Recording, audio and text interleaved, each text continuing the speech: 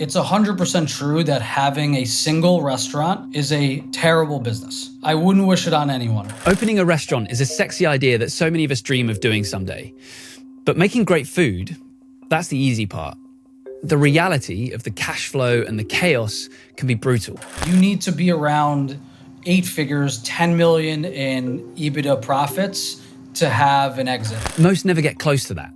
The ones that do are operating on a whole other level, which we're going to learn all about today. There's basically 3 ingredients that you need. In this episode of Moneywise, Guy Allen is going to show us exactly what it takes to survive in the food business. The chaos, the turnover, the nights that never end, and the wafer-thin margins. Restaurants chew people up, but Guy's building something different. It's a model powered by a loyal online following, tight margins, and a concept built around sushi's cult-like appeal. Guy is not a celebrity chef. In fact, he started out in real estate tech. But somewhere along the way, the precision of sushi, the control and the ritual of it became an escape for him. And he's now built a social media following around all of that. And then he's turned it into his business. My name is Harry Morton, and this is Moneywise. This is not a podcast about starting up. It's a show about the realities of running a big business and the money that comes with it. It's made for the community of founders over at Hampton. We'll talk a little bit more about it in a minute, but if you're curious about it now and you're a founder doing at least 3 million in annual revenue, go and check it out at joinhampton.com. So before we talk about kind of the whole restaurant side of things, you spent 12 years in real estate tech, right? So I started a business in 2015, which was a sort of rental-focused company. We had this kind of grand vision to have a better brand when it came to rental leases. You know, in New York City specifically, that sort of person, the rental broker, has an extremely negative reputation. And we had this idea to offer a better kind of service that was also a financial value add to consumers. And while that business did really well and it sold actually during COVID, in between 2014 and 2022, I think, I had worked for 4 different startups, including my own, in different roles. I did it for over a decade. I didn't love the space anymore. Honestly, at heart, I'm an entrepreneur, so I wanted to start something of my own again. Real estate's one of those tricky fields where, despite its shortcomings, it's a very efficient market and an efficient industry. And there's nothing else I could do there. So Guy was done with real estate, but he wasn't done with building. What started as a weekend habit, photographing sushi, posting it online, it quietly turned into something else. You started the biggest sushi social media page as a photography hobby, right? Is that how it all kind of started? Yeah, obviously a complete pivot. And it was brought on a little bit randomly. I live in New York. I like to try new restaurants. Sushi in particular has been this exploding category within restaurants, specifically here. And I think other cities are starting to see that. But, 15 years ago, 12 years ago, when high-end Japanese restaurants were starting to open here, I just really enjoyed the experience of it. And I enjoy photography randomly as well. And so this is before kind of the explosion of influencers. I don't think this is something I would do today, but back then, having like a food social media presence was kind of a fun hobby. And there weren't a million people doing it. And so I just did it as just something, on the weekends when visiting fun restaurants. But over time, a following, a platform, and eventually a business model was born. Probably a year or 2 into it, I was dining out more. I got to really meet a lot of these chefs. And a sushi bar is a unique dining experience in that you are a few feet away from the chef. That doesn't exist for any other restaurant. If you go to a fine dining French restaurant in Paris, you'll never speak to the chef. You have no idea what he's doing back there. You can't ask any questions about the food. And sushi is unique in that way.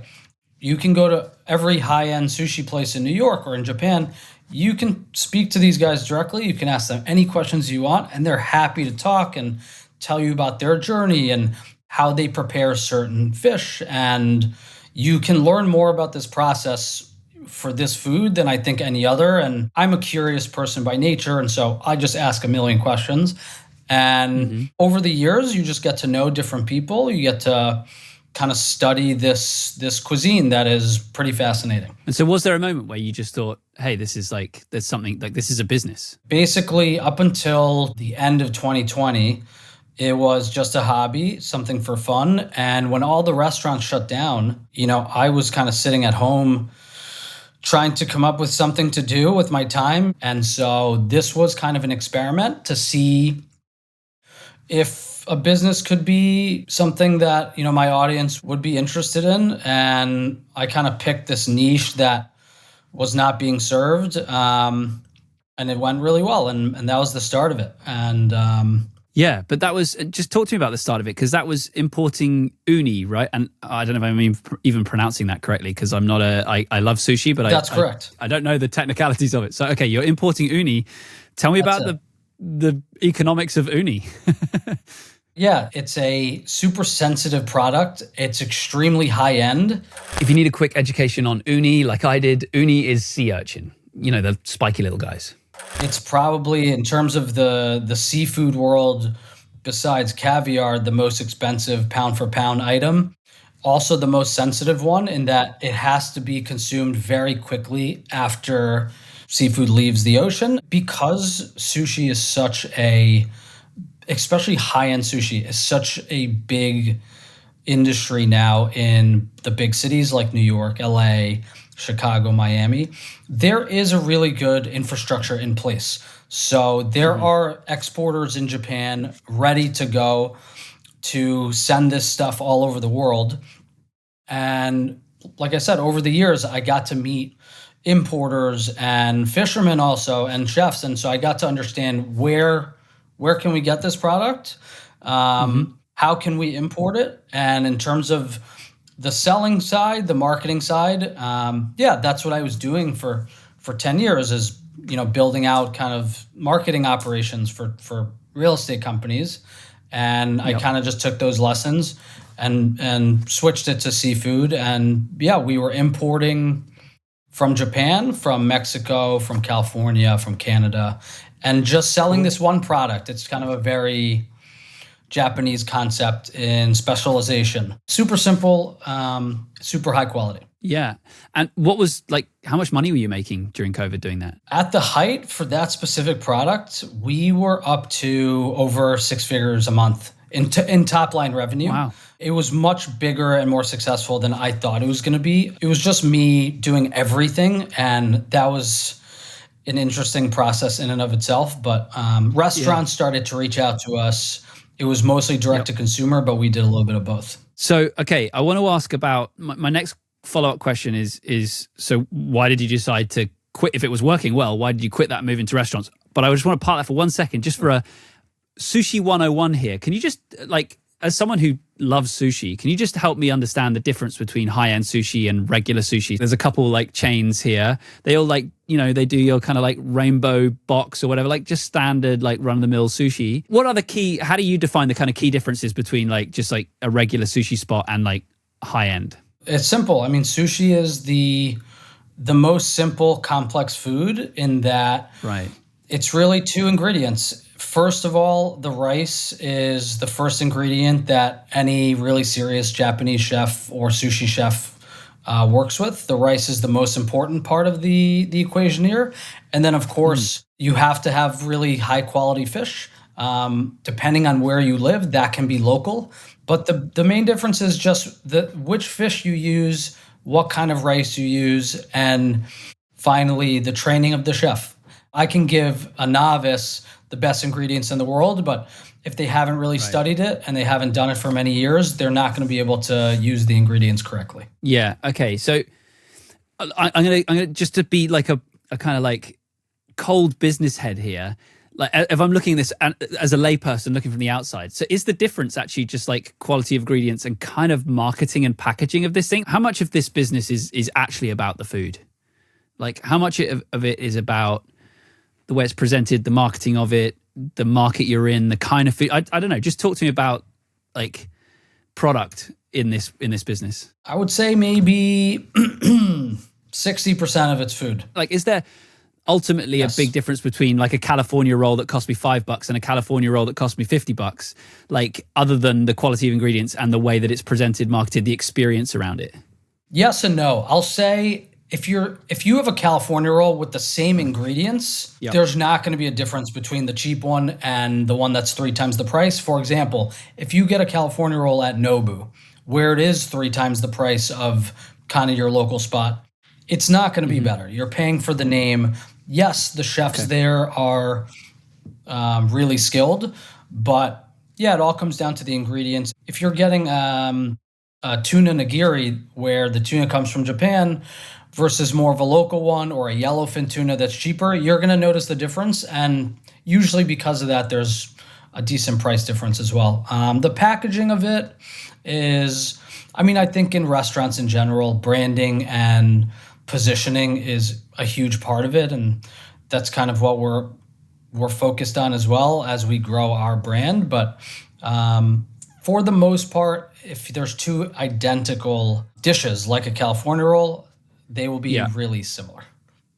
Okay, that's super interesting, because I think like when you think about because we're going to get into the, at least perceived from the outside, challenges of the restaurant business, it seems to me in almost any business, if you have the option to go premium, then you should go premium, because you get to charge more for the same product. It's just, if you can present and package and market the thing well, it's kind of a higher margin, better business. At least, again, like this is a super layman's view of the industry, but like that's kind of what appears to me. It depends. It depends how you look at it. So before this restaurant opened, we had the same exact question. But Guy saw the trap early. Premium sushi doesn't scale. You might get to 5 locations, maybe 10, but 50 is impossible. So he went affordable instead. High quality, casual experience, sub $50 price point. But the uni importing business was already profitable. So why did he pivot to restaurants at all? So why did you decide to open a restaurant business in the first place? You were doing the uni importing. It was seemingly going very well. Why the pivot into restaurants? Because we learned more about that business. I am now good friends with a few people who run these type of kind of seafood distribution companies. And that's kind of where that original idea was going. The genesis of it was to create, let's say, the Ferrari of seafood. And that doesn't really exist. There's no brand in the seafood world. That does exist with certain other foods like meats. There's brands in the kind of steak world. There's certain brands in other cuisines, but you will never walk into a supermarket and say, hey, I want this brand of salmon. I want the same brand of a sea bass, because no one's done it, partially because it's so difficult. But that was the idea to begin with. Let's create this super premium brand for high-end foods. We found out after running it for a few years, and this is not just from our lessons talking to consumers and markets, but also from the people who own these existing companies, that it is as low margin as restaurants are, seafood importing and distribution is even lower. It's like a 3 to 5% at best margin, and you have to grow to be so large. You minimum 8-figure, 10 to 30 million a year in top line revenue for it to make any money whatsoever. That's a pretty big hill to climb. That's a 5-year minimum process, right?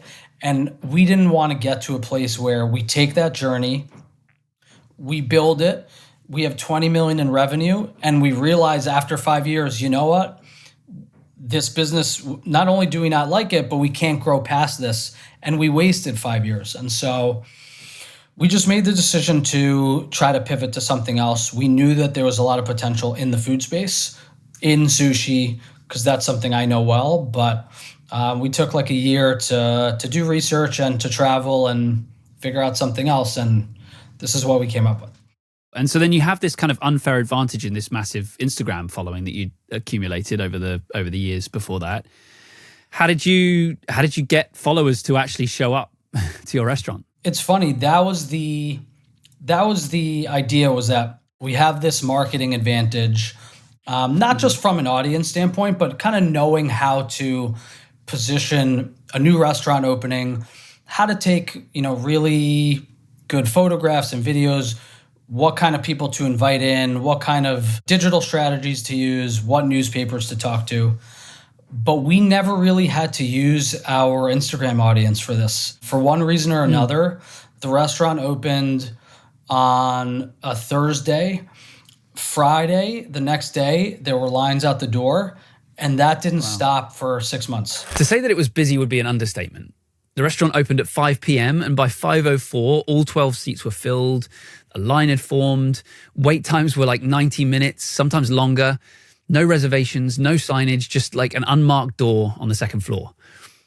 So if food's only 60% of the business. I think we did a really good job with PR in the beginning. At the time, this is a little bit over a year ago. At the time, the most affordable, omakase restaurant in New York, under $50, where even the affordable spots in this city were in the $80, $90 range, were almost half that. So I think that always piques people's interest. Yeah, so from the beginning, it was quite busy. I never had to use our own audience, which was interesting. Wow, busy from day one. But Guy wasn't relying on luck. He had a formula. Look, I'm still pretty new to this. We're learning a ton, and the plan is to open different concepts, not just within sushi, but other Japanese food concepts in New York and elsewhere. So we'll learn more, but my understanding at this point is that restaurants are successful there's basically 3 ingredients that you need: is good food, a good location, and really good branding / marketing. If you have one of those 3, your restaurant can succeed. It's very difficult. If you have 2 of those 3, you have a really good chance of succeeding. Again, not guaranteed. And if you have all 3, then a very high likelihood of success, unless you are not great with the financial management side. And so that's our recipe, is to get all 3 of those things at once. But, a third of those is the marketing and branding side. And to say that that's equal to, food quality, I don't think so, but it's a massive piece of it. We all know plenty of awesome restaurants that have awesome food, and you go there and it's empty. And you go, why is this place empty? Why don't people know about it? Why is no one talking about it? It's just as good as this one across the street that's full. And that's a part of the positioning and the marketing side of it, which is not easy, more art than science sometimes. Part of that positioning was the chef. Guy recruited Kevin No, a veteran of Sushi Nakazawa and Sushi Ginza Onodera, which I hope I'm pronouncing right. They're 2 of New York's most respected sushi spots, where omakase runs hundreds of dollars per person. The New Yorker would later write that Sendo's level of sophistication well surpasses its price point. I'm interested because a restaurant is kind of like a business that you hear about a lot of successful people. They might be in the startup world. They might, create a business. They might have an exit. They've got some cash. They're like, okay, I'm going to start investing in my next project. A restaurant is not an uncommon choice, right? It's just like, well, this is cool. I'd like to open a bar. Or I'd like to open a restaurant. And I've heard a lot of horror stories of people having a really bad time. Like the margins are really thin. It's stressful. They sound like horrible businesses, man. If I'm being totally honest, I would love to own a restaurant. It sounds awesome. The idea sounds awesome, but the reality sounds way, way worse. So how much of that is true? It's all true, but there's a caveat to what you just said. It's 100% true that having a single restaurant is a terrible business. I wouldn't wish it on anyone. The margins are too small, and it's difficult. Even with those margins, it's still difficult to run because you're in hospitality, and that's not easy. And I think restaurants have probably the worst reputation of any business that I've ever seen. If you see any video on YouTube or TikTok of, people listing the worst businesses to invest in, restaurants are always at the top. Number 1, don't invest in restaurants, they say. 90% of them fail in the first year. The margins are tough, the hours. I'll say that I think it has an unfairly bad reputation. Right. I think that so the cognitive dissonance, sorry to cut you off, like the cognitive dissonance between what I just said and also the reality that I see in the world is that there are millions of restaurant businesses in the world. It's like, well, they couldn't all exist if it was that terrible, right? Yeah, it's interesting. I think one of the tricky things, and one reason they fail and one reason why they are so difficult, is because I would say 90% of people who open restaurants are either chefs or people who kind of like the sexiness of the idea, or people who have not worked in food at all. And they say, I want to start a business. Restaurant could be easy. Let me open a cafe in my neighborhood. If you're just a chef, it's not enough to have the good food. And most of these chefs, either they don't care about the marketing side. You know, you'll ask them. I ask chefs all the time. They go, you know, Guy, I'm opening this sushi bar, or I'm opening this place. I say, that's great. I'm sure the food's going to be excellent. What are you going to do to bring customers in? And they don't have a single answer. So Guy did the opposite. He recruited a Michelin-level chef. He studied investor structures for 2 years. He built a model designed to scale from day one. Not a passion project. This was a business. You did a Reddit post that kind of blew up because you were really transparent about your numbers, and like no one shares these numbers, and Moneywise is all about being transparent with numbers that aren't typically talked about. So I'd love for you to walk me through that. Like what was the revenue? What are the margins? Where are the big costs? We're kind of at that healthy 10% margin spot, which is, I think, right around the average for most restaurants. I think bigger establishments, places that have like this, you know, the popular steakhouse in your town, or the celebratory restaurant that people go to for big occasions where, you know, they're buying expensive bottles of wine and they're going with big groups. Those restaurants can do, I've seen, up to 15, 20%. They're phenomenal businesses. The average restaurant is right around that 10 number. And that's kind of where we'd like to be. Honestly, when we're thinking of our scale, we don't want to be much higher than 10, because all that means is that our price point is maybe a little bit too high. When I think of our P&L, how, you know, our investor kind of waterfall and how much, you know, the owners can make from any of these individual concepts, we price it out so that if we can get to a 10% margin, everyone is very happy and healthy. Let's do the maths. 3 million in revenue at 10% margins is 300,000 in profit, which doesn't sound like much, but that's just from one location. When you scale that to 40 locations, you're looking at 12 million in annual profit before any operational efficiencies is taken into account. And so then if you're going to scale this thing, you need financing, right? And restaurant financing, I assume, is different to like the tech startups, again, that we're mostly talking about on this show. Very. So how do you typically structure a deal with investors for a business like this? Yeah, it's very different. That's something I learned as we were doing the fundraising. I tried to price it like a tech company or a startup, where I would say, here's our valuation, here's why the valuation is X, here's our projected revenue and profit, and you'll get a percentage, and you know, when we exit, you'll get the profits. And that's not how it works. No one wanted to do that structure, because it's not the norm and there's not that many exits. And so people said, we don't want just equity. We need to have, distributions. And so the standard structure for almost all restaurant investments is the investors get a percentage of all profits, either 70 or 80% of all profits until they get their money back. Usually that's supposed to take about 3 years, 2 to 4 years, let's say. Once they get their money back, that percentage flips. So if you were getting 80% until you get your money back, once that happens, you now get 20% of profits in perpetuity. That's the really standard structure that I think I've seen across almost all new restaurants. That sounds challenging as the restaurateur, though, because you can't then reinvest your profits. Like you've got to either get just constantly more funding or just like be slow. That must be frustrating. Yeah, it's true. I mean, to grow, you need to have a concept that these guys believe in, because if you want a second one, the first one's got to work. They're not going to give you more money if the first one's not really producing. Growth is not as easy because it's super cash intensive. Like you said, you can't really reinvest those profits. You need 6 to 7 figures to open each individual location. So that's probably the trickiest part of scaling this thing is how much cash you really do need. Yeah. So you're planning to have 3 locations up and running by the spring.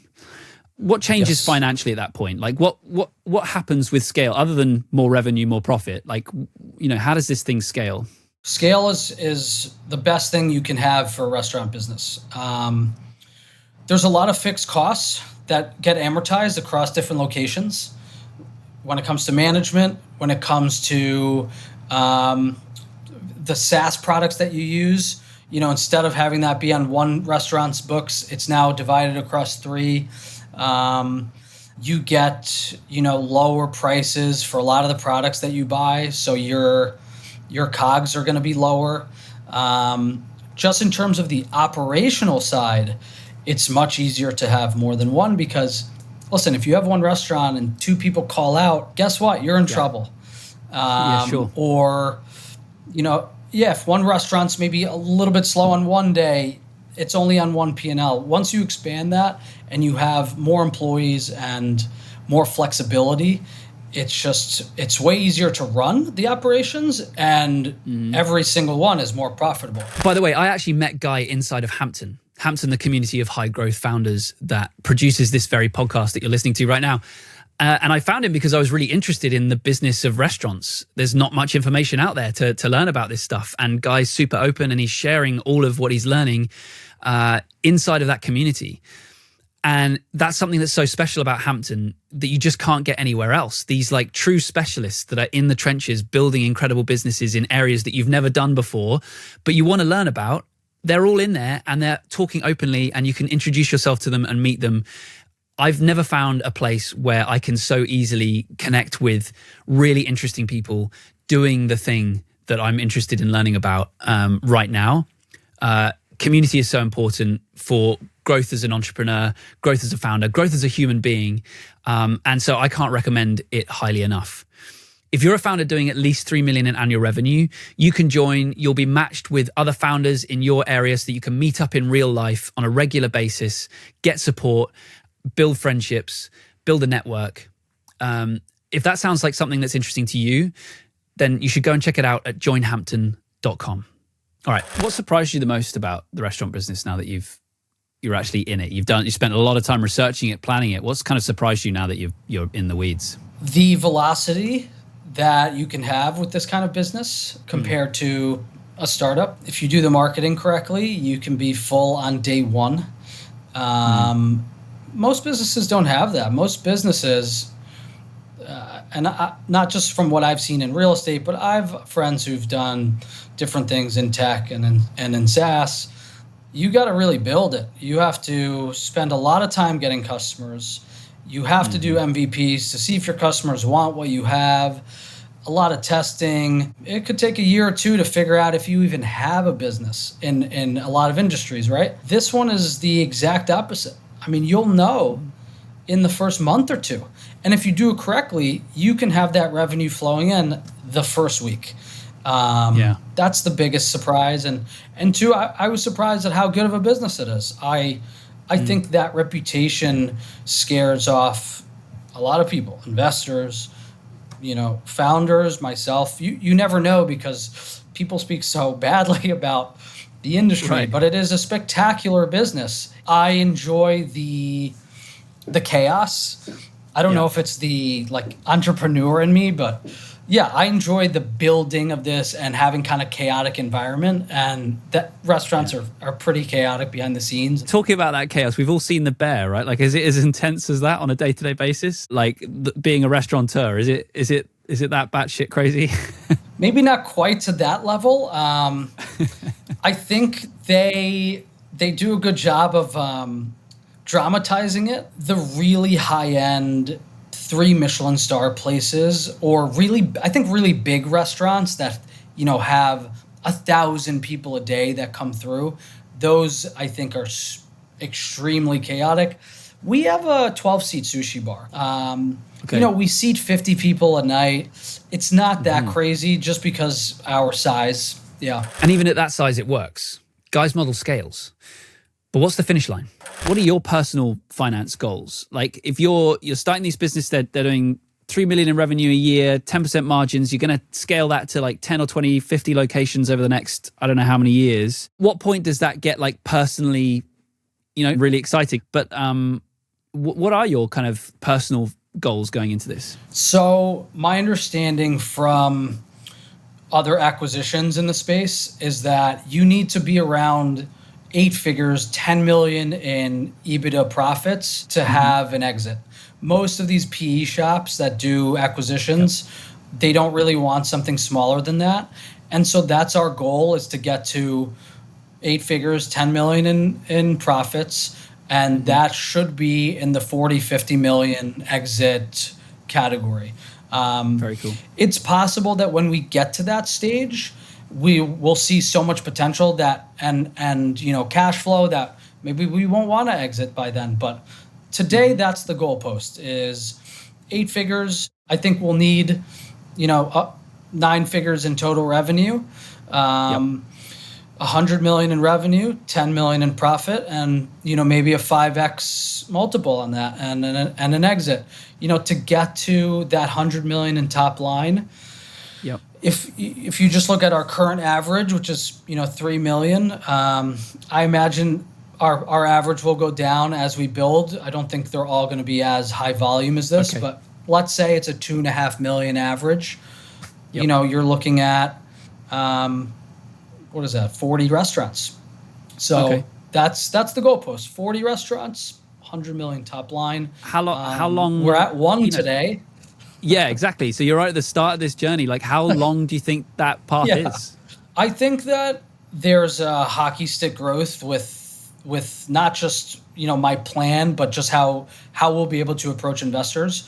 Once we have 3 restaurants under our belt, it makes it much easier to raise money to build the next 10. As opposed to today, it's hard to get the first one, a little bit easier for the next few. But once you have that experience and the confidence to go to investors and say, listen, we have a playbook, we just need some fuel for this fire. I think that it's a 5-year plan. It's a super ambitious 5-year plan, but we have to have some kind of goal here. So that's the great idea of 5 years. And what with all this, this being an investment heavy business, like what percentage of that overall 50 million exit do you think you'll personally be likely to hold on to at that stage, do you think? Probably around 70%. Anywhere between 60 and 70 is, I think, the right number.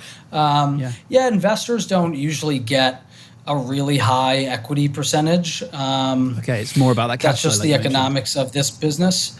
Yeah, more cash flow. I mean, it's also possible that when we have a higher growth period, and if we ask an investor for $10 million, they're not going to be cool with just a 10-20% equity. Maybe they'll want some more, which again we're probably okay with, just to have that momentum. We don't want this to be a 20-year journey. I've seen restaurateurs have really nice scale. They'll build 20 restaurants that take 15 years, and they have a spectacular business today. They're happy, they're cash flowing like crazy, but I don't know. We just have a little bit of a faster timeline, I guess. Yeah. 5 years to 40 restaurants is aggressive. But Guy's not just building in private. He's doing something that almost no one in the industry does and that we're all about on Moneywise. He's sharing the numbers publicly. I think it's cool to be able to lift this veil off of this super opaque industry. I mean, isn't it the most opaque? No one knows anything about. Why is it so opaque? I think because there's no exits, right? Like for any industry, there's a million exits, and people go on podcasts and they talk to their friends and they'll write blog posts. Hey, I exited for 500 million. Here's how we did it. Here are our revenue. Here's our journey. There's so few exits in restaurants. The ones who are doing it successfully, the big restaurant groups of the world, they're not sharing numbers with anyone. They don't want to do that. When I was doing research on this, I was looking for these answers too, just to understand the baseline of expectations. What should we expect in year one? percentages in terms of our expenses and labor, and it's just not out there. It's kind of strange. So where does this go? One location open in Nomad, another opening in Greenwich Village, then 40 more. 100 million in revenue, 10 million in profit. That's the exit that Guy's chasing. In an industry famous for failure and lack of transparency, he's doing something radical. He's building publicly, sharing the numbers, proving that the model works. Guy's targeting a $40 to $50 million exit, which raises the question, what happens after you hit that number? We actually surveyed 127 millionaire founders to find out, and turns out that after $50 million, money stops being the motivator. And so what takes its place? Click here to find out.